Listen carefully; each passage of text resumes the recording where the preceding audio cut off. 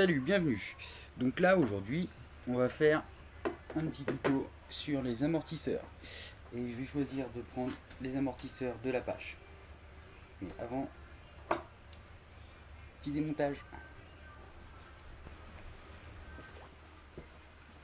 Donc voilà. Donc on va commencer par démonter les amortisseurs. Avant tout, on va faire un petit listing sur les outils. Moi je conseille 2-3 outils, comme une pince à bec, une pince plate, le petit ustensile HPI bien pratique, une brosse à dents, une petite règle graduée, un bocal pour mettre l'huile d'amortisseur, bien sûr de l'huile d'amortisseur, hein. Donc moi j'utilise de la Tornado, hein, en 5000, en 500 pardon, hein, voilà, hein.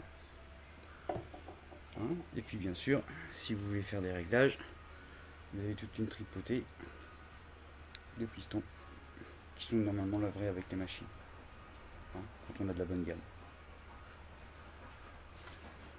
Voilà.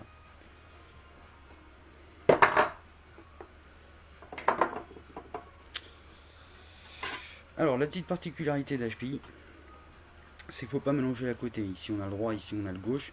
Il faut savoir que la vis noire va sur le triangle droit et la vis chromée va sur le triangle gauche, parce que le pas de vis est inversé dessus. Celle-là elle se visse comme on visse chez nous, et celle-là elle est à l'envers.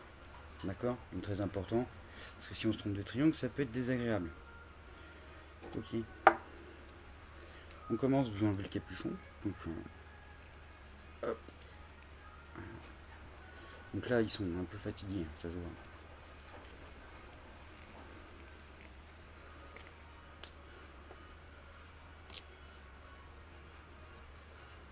On peut enlever pour nettoyer.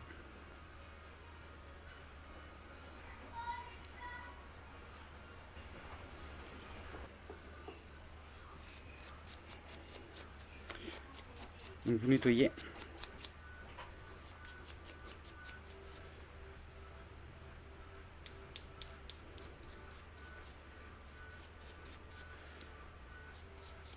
Donc avec la brosse à dents, hein. J'ai enlevé le plus gros quoi.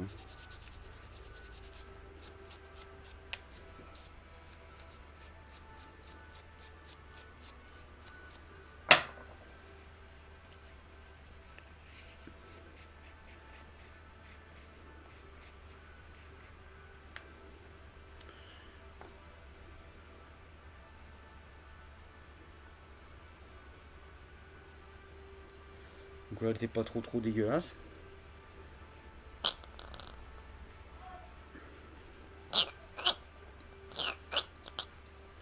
Donc là si vous voulez changer le piston, vous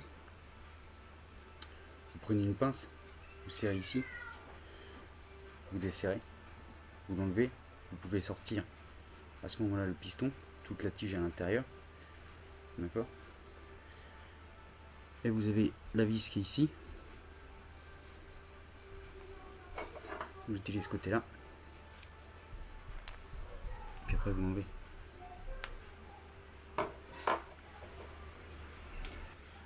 Donc voilà, une fois que c'est nettoyé, hein, brièvement, hein, nickel, comme ça, pour recharger les amortisseurs, vous avez plusieurs possibilités, d'accord, au niveau des réglages. Vous remettez de l'huile dedans, vous pouvez le faire remonter comme ça.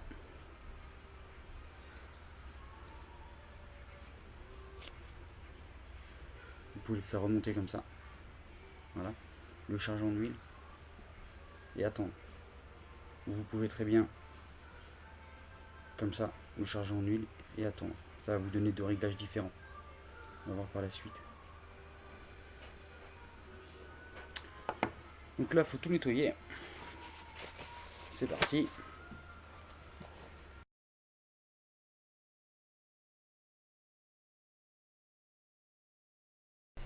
Voilà.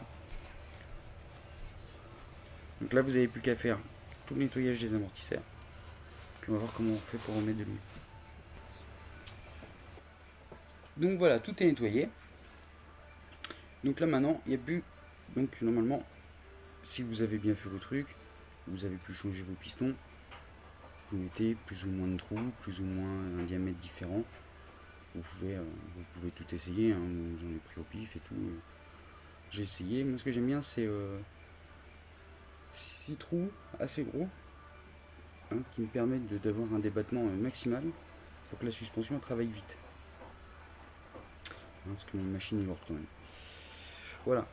Ensuite, je vais faire 2 réglages pour vous montrer comment ça se règle un amortisseur, comment on peut faire.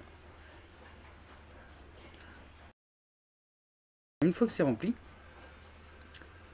vous chassez la bulle d'air.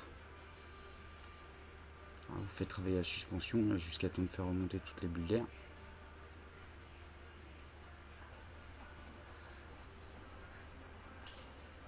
Voilà, quand c'est bien fait, il n'y a pas de bulle d'air.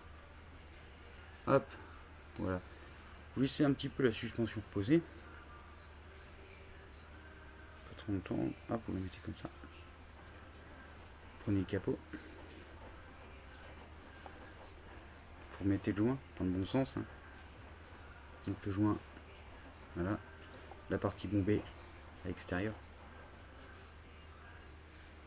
du bouchon. Puis là,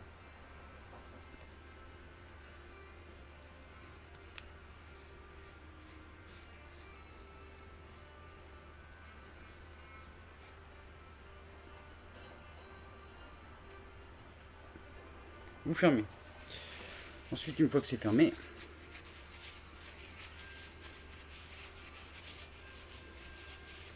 vous enlevez tout l'excédent d'huile sur l'amortisseur. Et là, vous obtenez un amortisseur où on dit qu'il est de 0% rebond. Donc en fait, vous appuyez, hop, il va rester. Il va juste avoir sa petite redescente. C'est le minimum. Donc là, voilà, quand il est tendu, il a tendance à remonter un peu. Vous appuyez, hop. Voilà, ils appellent ça 0% rebond. Ensuite, on va le faire différemment.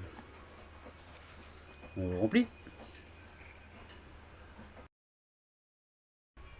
Voilà, une fois que c'est rempli, pareil, même opération. Alors, si vous trouvez qu'à un moment, quand vous faites ça, il y a un peu d'air qui sort, faut pas hésiter à rajuster un petit peu, c'est pas la peine d'en mettre trop, sinon ça dégueule de partout.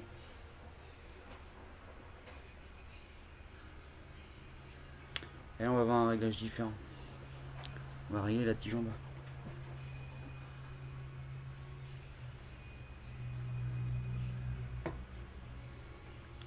Pareil, même opération, le bouchon.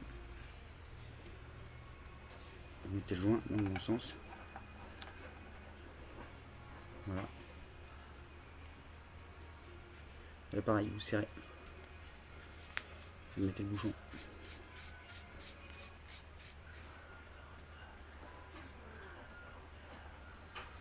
Voilà.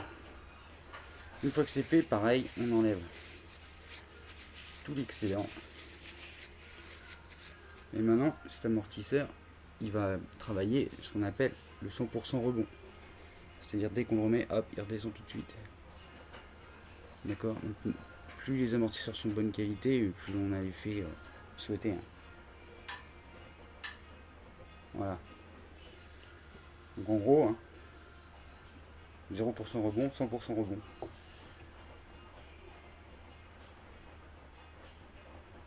Voilà. Moi j'utilise le 100% rebond. J'utilise rarement ce réglage là. Voilà, maintenant il n'y a plus qu'à remonter. Donc voilà, une fois que les deux amortisseurs sont remontés, il va falloir régler la pré-contrainte, parce que vous avez forcément touché au réglage. Donc moi j'ai défini un réglage de pré-contrainte déjà, je me suis mis à 19 pour l'arrière. D'accord. Donc je prends ma réglette et je vérifie bien que je suis à 19. Voilà. Donc vous avez des réglages de base d'usine. Hein. Donc moi je garde toujours les réglages de base d'usine. Et après je fais tous mes tests par rapport aux réglages de base d'usine. Comme ça quand j'ai un doute je reviens sur les réglages d'usine. Et comme ça j'ai pas de soucis. Voilà. Donc une fois que la pré-contrainte est réglée, que vous avez arrivé à ce que vous voulez, il n'y a plus que le remonter sur la bête. Voilà, passez une bonne soirée.